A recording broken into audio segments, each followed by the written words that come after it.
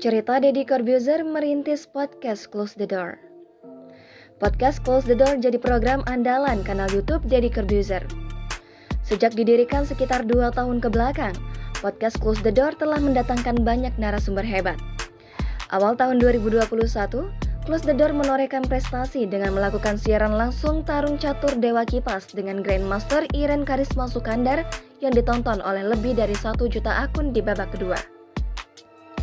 Berkat program Close the Door, kanal YouTube Deddy Corbuzier kini telah memiliki 17,2 juta pelanggan.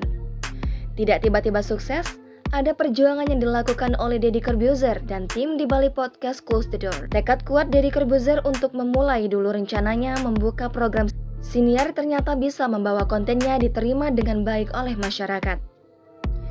Di konten-konten awal podcastnya, Deddy dan produsernya Tia kala itu hanya mengandalkan webcam sebagai media perekam.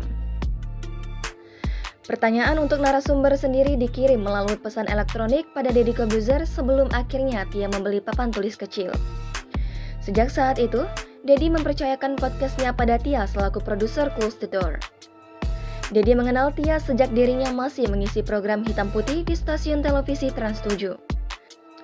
Ketika Tia memutuskan mengundurkan diri dari perusahaan, Deddy mengajaknya membuat konten podcast di YouTube.